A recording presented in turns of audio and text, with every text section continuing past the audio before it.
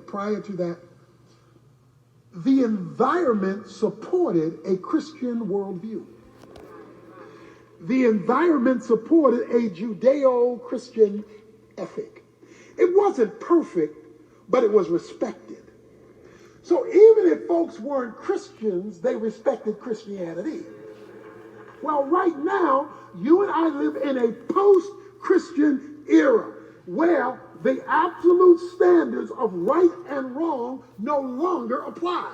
So people are making up their own rules as they go along of what's right and wrong. So you better not just send them out to play with anybody. You do have to watch what they're being taught in school. They used to be taught creation as an option. Now in many schools, they're taught only evolution as a fact.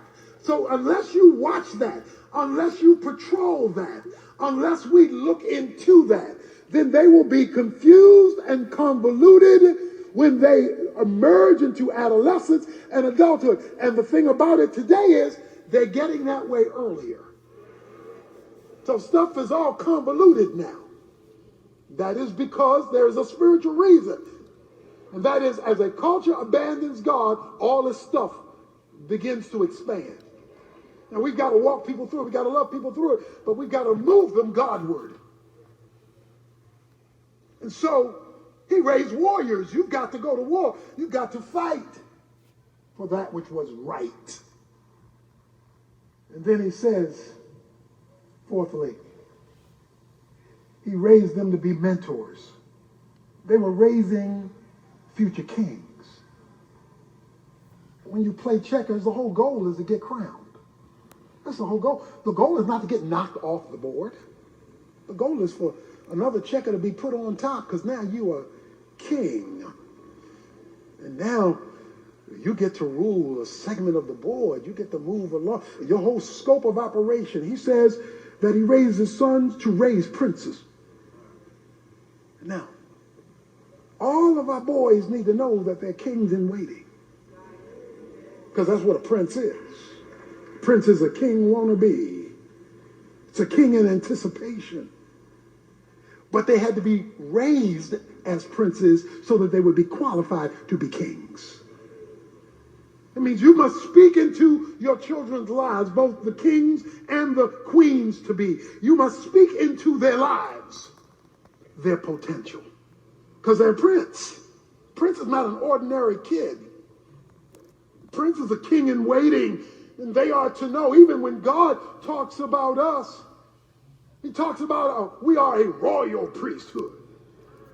Jesus gives us this royal designation. We're part of a kingdom. We have a king. The Bible tells us all this royal language. Says you are to speak royally. You're not just a kid. You're not just a boy. You are a prince. Daughter, you're not just a girl. You're a queen. Because see, when you know that you're a prince, it not only affects what you think about you, it affects how you evaluate anybody else who wants to relate to you. Because you don't want nobody messing with your throne. He says they were mentored. They were raised as princes, that is, positioned for future kingship. And so the question is, what level of mentoring are we giving our kids? And remember, to the third generation, our grandkids. Many a young man has been spiritually castrated because he's not been given a sense of his royal standing in the family and most importantly with the Lord.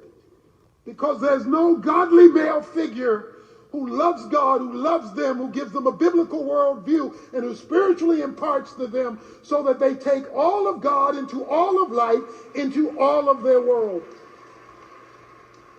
But the good news is that God can change your yesterday, no matter how messed up it is, and give you a different tomorrow. I know you've had bad experiences and you've had sins and rebellion. I know all that, but then all you are is just give yourself a name. Call yourself Asher, because you got some dysfunction in your history. But the good news is he shows up in chapter 7 of First Chronicles, a brand new man. So your yesterday doesn't have to control your tomorrow. It says at the end of verse 40, and the number of them enrolled by genealogy for service in war was 26,000 men. Oh, wait a minute now. We started off with one man, 4 sons, and 1 daughter. But by the time this man got through, he got 26,000 in his legacy that are ready to go to war. See, you just can't be thinking about you. You got to be thinking about the generations behind you, and you got to build yourself an army of men and women. That meant women were in it because more boys were being born, and so you got to build yourself an army. The problem is Satan has been building his army while God's army has been shrinking. So what God is looking for are men who want to recover, men who want to get back the dignity that God created you with, who want to fulfill the role that God has given you. In Super Bowl 43, when Santonio Holmes caught the pass that won the Super Bowl, don't forget, 1 minute earlier, he had dropped the ball. Okay, you dropped the ball, but God's ready to throw you another pass. And now you got to be willing to catch the ball and move from here. Dr. Tony Evans will come back in a moment with a final story about the elephant-sized challenge facing kingdom men in today's culture. Stay with us. God has big plans.